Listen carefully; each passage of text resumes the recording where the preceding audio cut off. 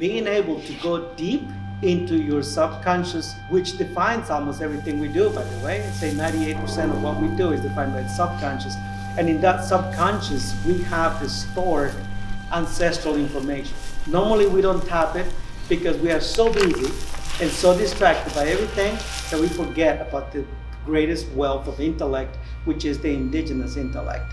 We are born with it. Scientists call it innate intelligence. And it is available to every single human being on the planet and every other living organism. We're all born that way. Digging into that inner capacity allows us to see what I think as the other 95%. This linear way we are trained to live allows us to see about 5% of the possibilities. The indigenization of the mind, as we go through that process, allows us to see that other 95%. And that 95% is what we're trying to tap, starting with understanding the world from the perspective of those we are relating to. Remember what I said about regeneration? It's a way of being, knowing, relating, understanding, working. Because it's really about the whole system. It's not just about what's happening on the farm. But then pretty soon, the new definition of conventional will be regenerative. Yeah. And that's kind of a future. Yeah, and I think it's catching on. The future itself, is like I talked about with younger people especially, is not only just how much you can make, but what is really your quality of life and how do you feel about the life you're living?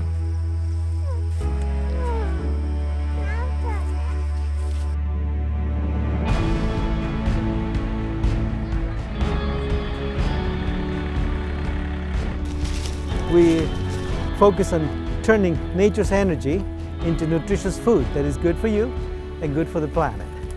And just retain the soil on your farm, retain the value that you derive your income from, which all stems from soil health and soil quality.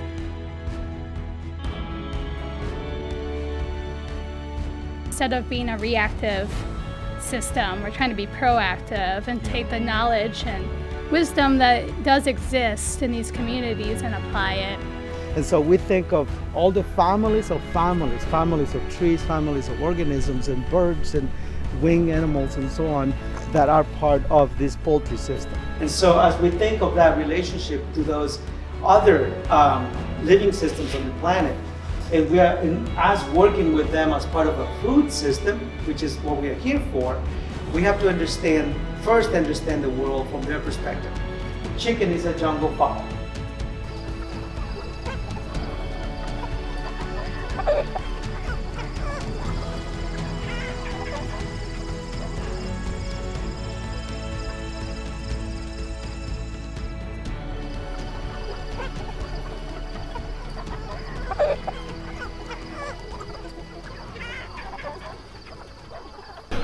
Okay, here we go.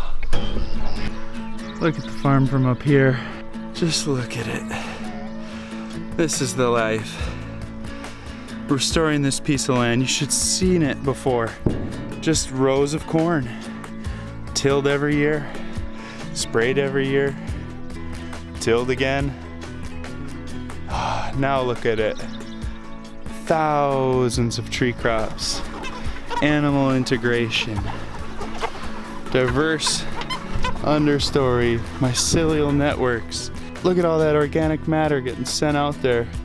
Look at these chickens putting their manure down. I'm so happy with this life. Oh, thanks for watching this video. Thanks for your aspirations to become a farmer and for believing in this regenerative agriculture movement. We need you now. So we're trying to figure out how to make the business part of this work as we do a pretty rapid transition that honors the health of the soil and all that lives around it. It's a convergence of where people who want or interested in this come together. And I think having the whole system in place just makes it so much easier for someone to slot into this. That we are doing this for the purpose of, in this case, transforming an industry sector, the poultry sector. People from all walks of life, people from all industries to come together and understand what regenerative agriculture is about, what regenerative poultry is, and be able to contribute with their skills. Very powerful to see all of these prayers, all of these that we have been bringing to come to fruition. Provide for all of those diverse, healthy foods that people need. Everybody need to be on the same page on this. And what we have done is really redesign the whole process so that the food integrity is never compromised by any of those factors. That's why we do this. We hope that we are onto something, that we have a model here that can be replicated in other areas of the country in their own respective ways, of course, in which we can actually start to develop policies around that enable a greater transition into these models that are more equitable, economical, and environmental.